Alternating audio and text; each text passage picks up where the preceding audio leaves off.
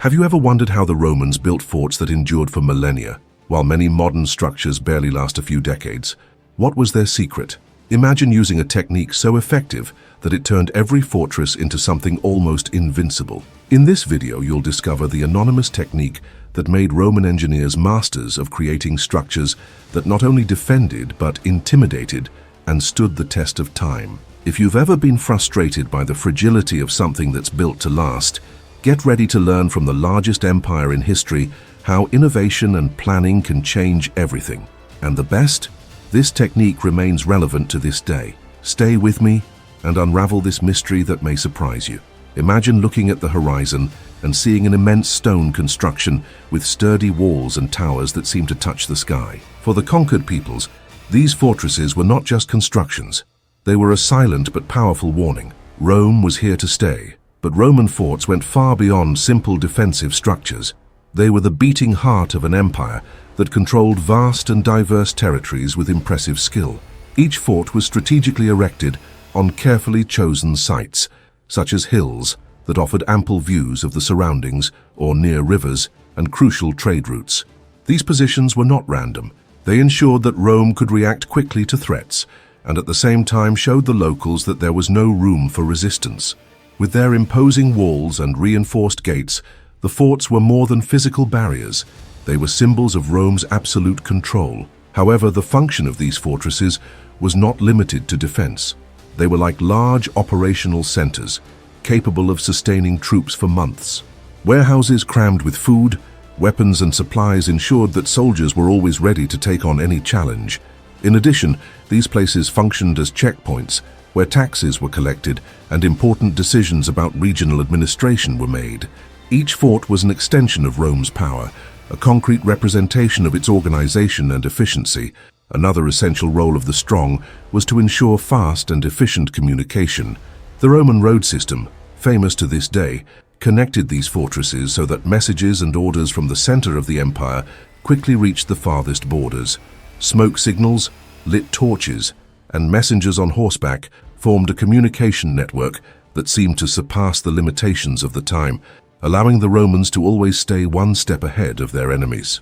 Have you ever tried to unravel what made Rome the largest empire in the world, but ended up lost in an avalanche of details? Don't worry, you're not alone. Imagine finally mastering the most decisive moments in Roman history, learning about the brilliant strategies of generals like Julius Caesar and Scipio Africanus, and understanding how their tactics shaped the fate of the world. With that in mind, I created the digital book, The 10 Battles That Shaped the Roman Empire, where you will have access to a clear, objective analysis full of exclusive curiosities. Discover how Rome won battles considered impossible and become a true expert in Roman military history. Don't waste time. Access the pinned comment and guarantee your copy right now. Enjoy it before the units run out. Going back to talking about these constructions, they were also the base of operations for military attacks. Whenever necessary, troops would come out of the forts to confront rebellious tribes or enemy armies, ensuring that control over the conquered regions remained intact. And in case it was necessary to retreat, the forts were safe havens, protecting the troops from devastating attacks in the open field. But the importance of these fortresses went beyond military strategy. They also had a profound psychological impact.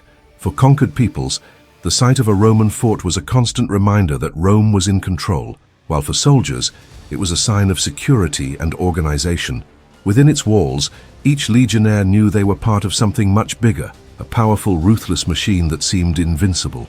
On the borders of the empire, such as in the regions near the Rhine or the Danube, the forts acted as barriers that protected against invasions by hostile tribes. These fortifications created a kind of balance, preventing major attacks, while Rome consolidated its power internally. At the same time, the communities that emerged around the forts began to absorb Roman culture, helping to spread the empire's lifestyle and values to distant regions. They were true miniature cities. Inside each fort there were workshops, lodgings, and even markets. Merchants, artisans, and even soldiers' families lived there, creating a local economy that benefited both Rome and the inhabitants of the region.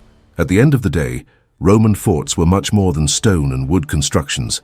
They were essential pieces of a system that allowed Rome to not only conquer, but to govern and protect one of the greatest empires the world has ever seen. Each fort was living proof of the ingenuity, strength and power that made Rome a power that endures in the memory of humanity to this day.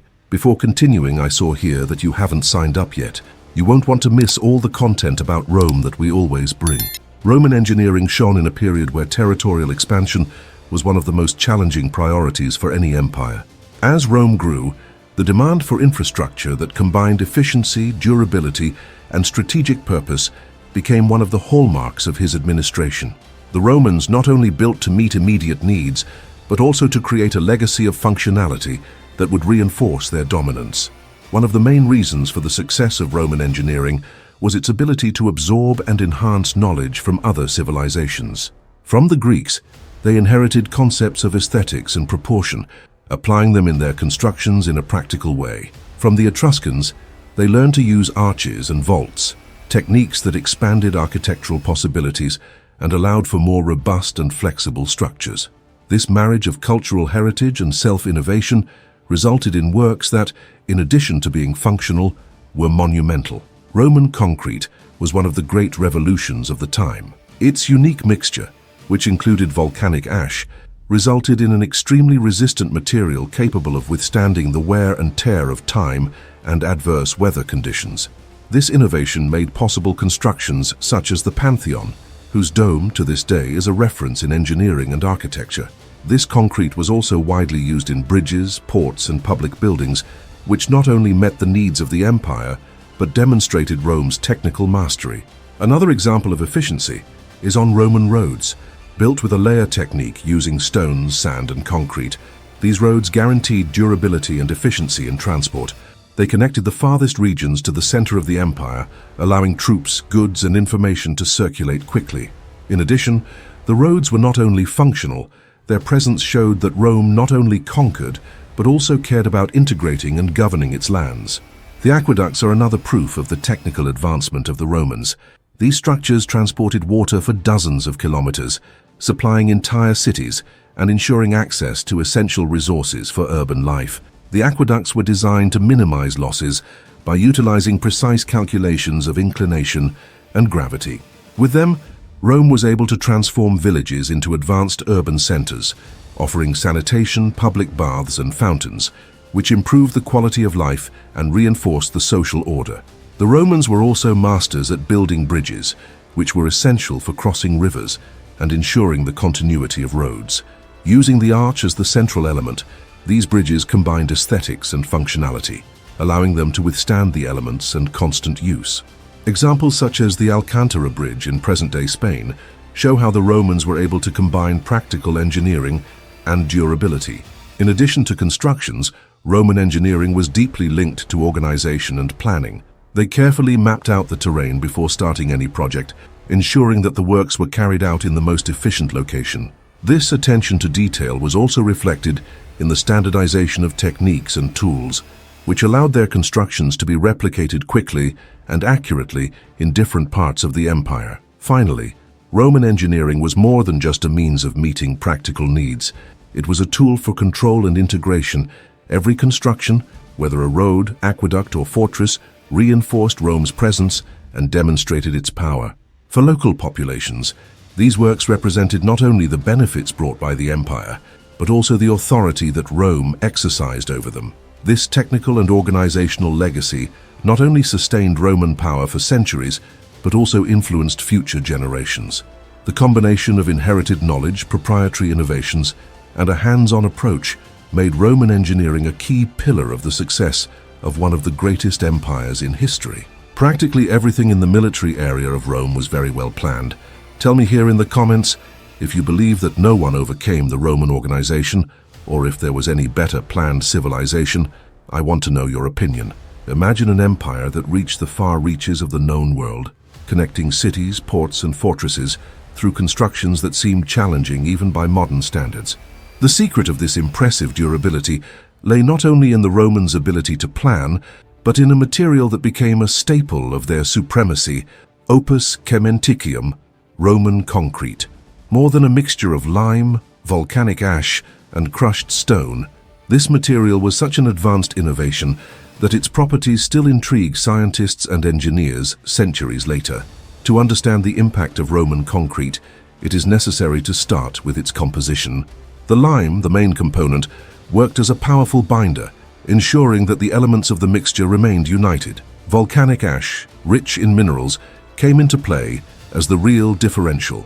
When combined with lime and water, they triggered a chemical reaction that formed resistant crystals, capable of solidifying the mixture and giving shape to the structures.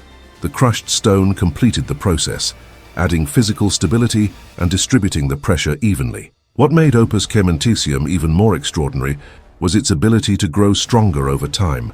Instead of weakening with exposure to the elements, as with many modern materials, Roman concrete reacted with the environment, forming new crystals that filled cracks and reinforced the structure. This meant that buildings made of this material not only resisted wear and tear, but became even more solid over the years. This characteristic made the Romans bolder in their constructions. Towering bridges, aqueducts that crossed mountains and valleys, and harbors that faced the corrosive waters of the sea were erected with unshakable confidence. Roman concrete was especially valuable in submerged environments, where the reaction between volcanic ash and seawater salts created a protective layer that further increased durability. Structures such as the port of Caesarea in present-day Israel are examples of how the Romans mastered even the most challenging environments. But the impact of opus caementicium was not limited to its durability. His versatility was another strong point.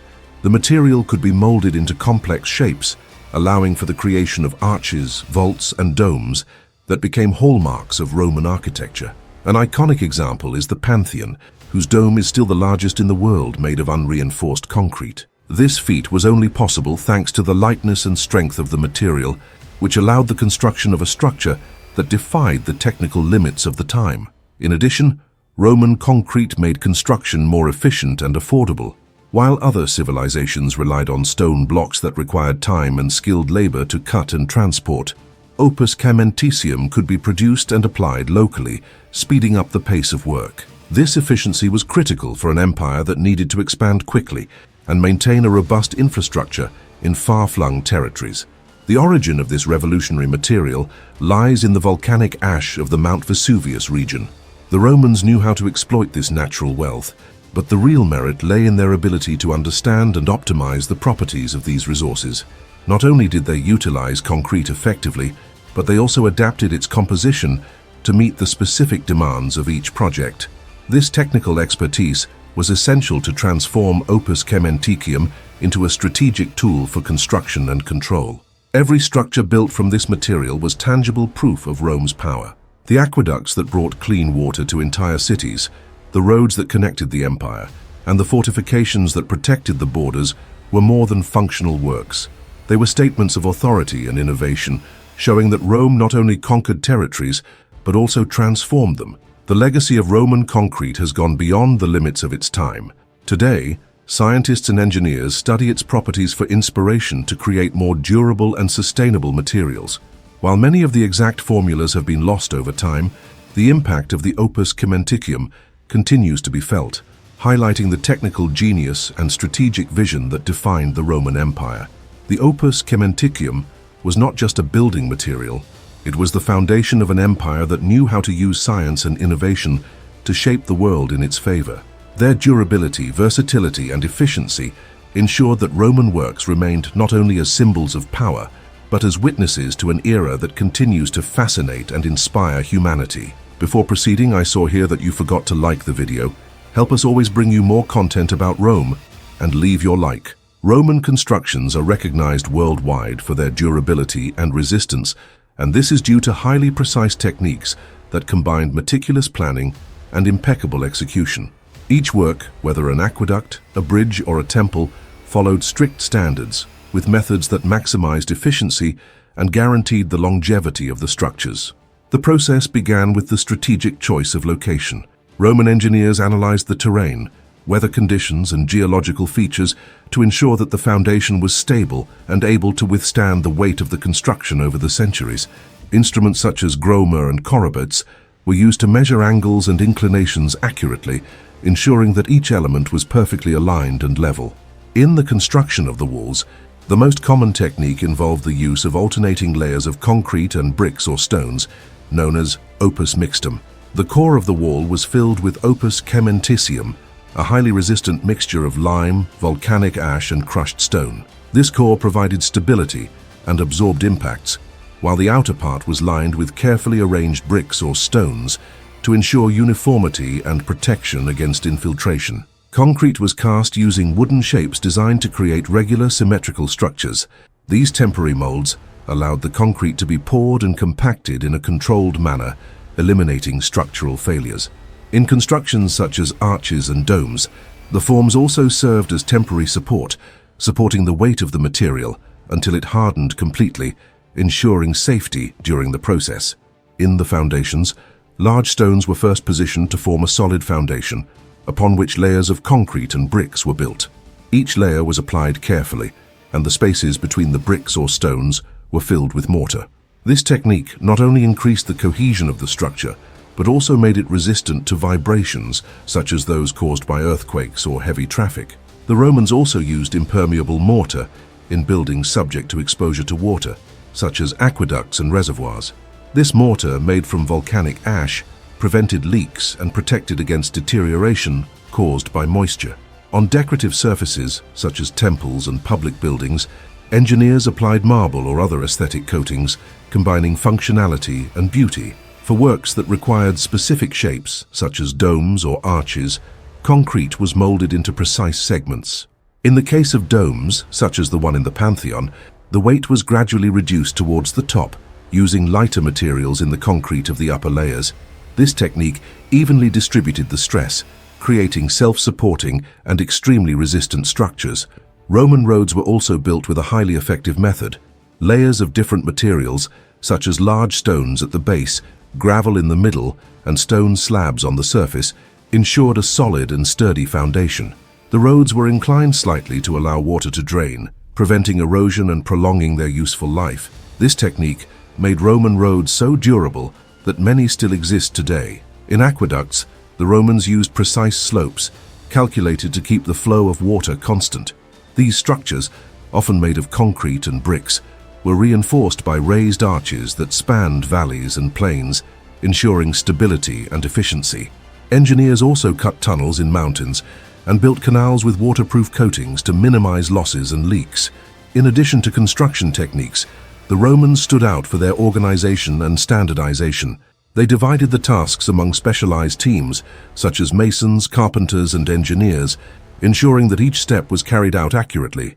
Standardized tools and replicable methods allowed large projects to be completed quickly and consistently, even in distant locations.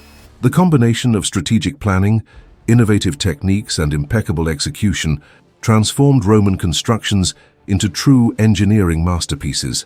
These techniques, combined with the ability to adapt materials and methods to meet the needs of each project, ensured that the structures stood the test of time and remained functional and admired to this day. And don't forget to get your digital book 10 Battles That Shaped the Roman Empire. It's very important that you get it right now before the units run out. Imagine a Roman soldier in his night watch, standing in a watchtower, his watchful eyes scanning the horizon.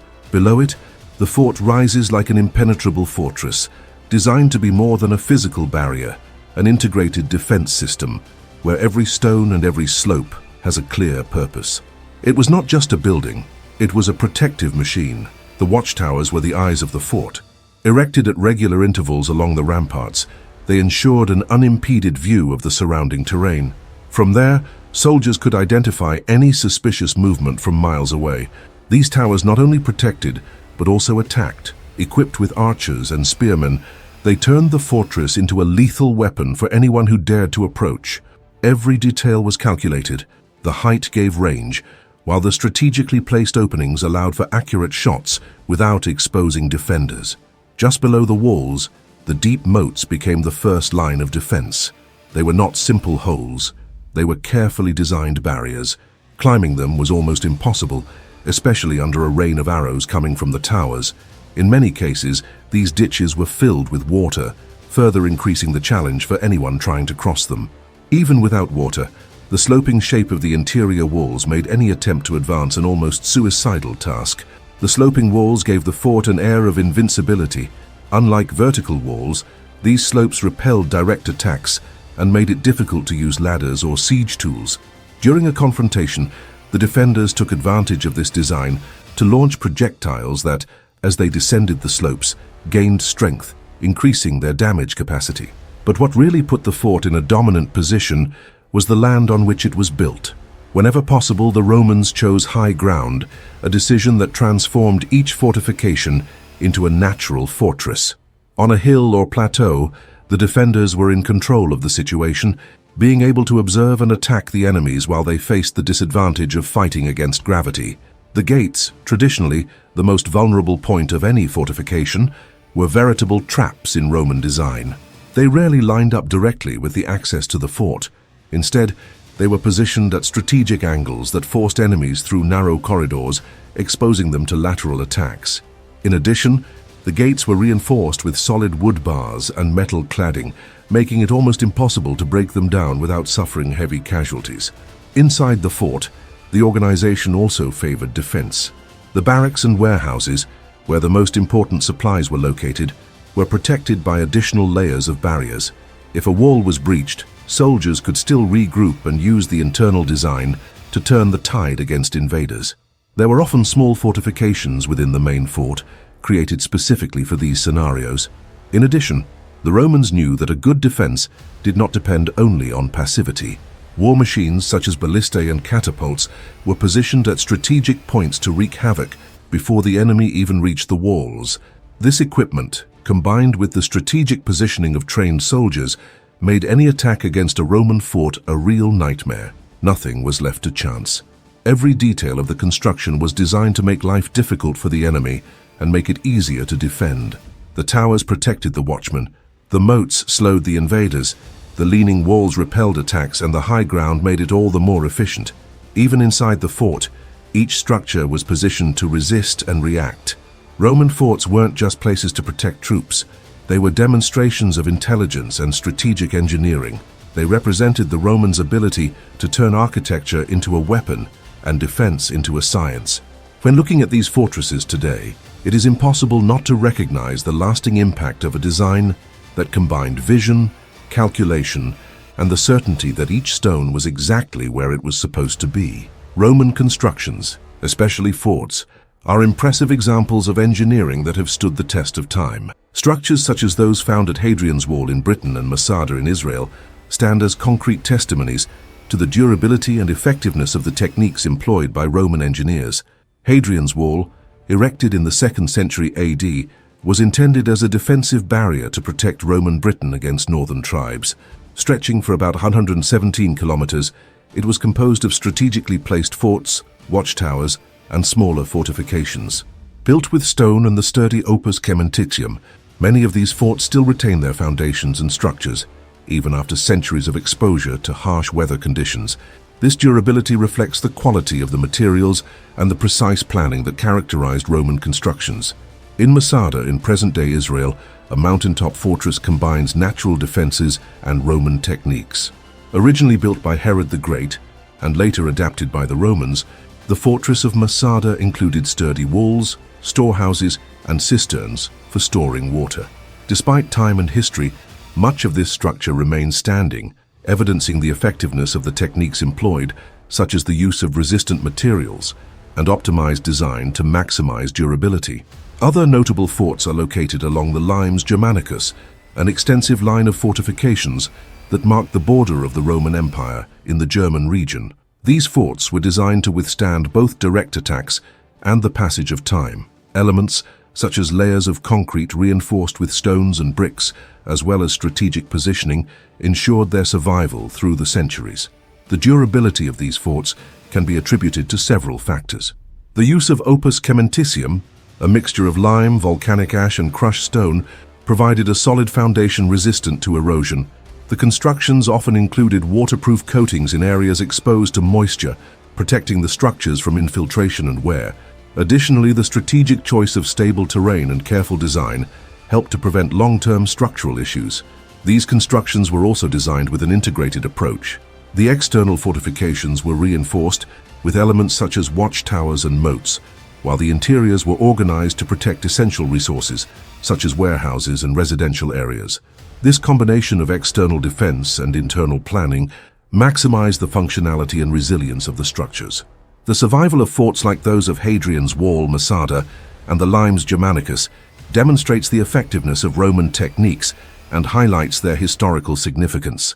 These constructions not only stood the test of time, but also continue to influence modern engineering, showcasing how strategic planning and innovation can create works that endure for centuries.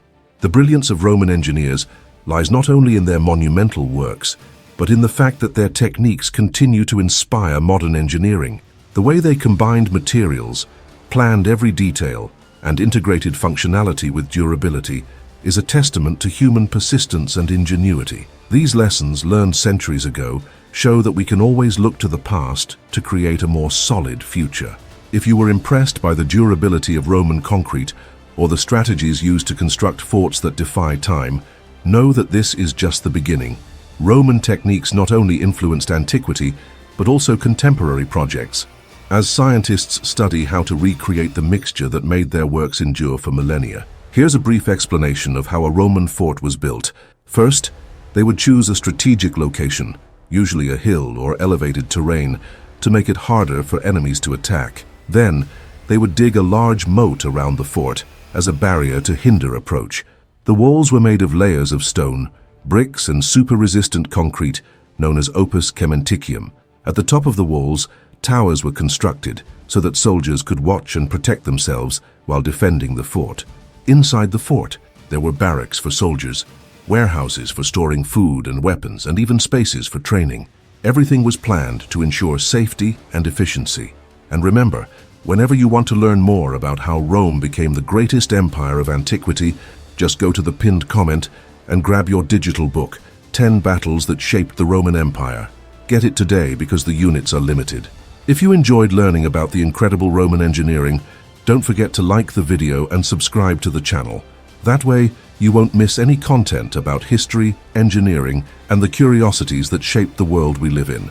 See you in the next video.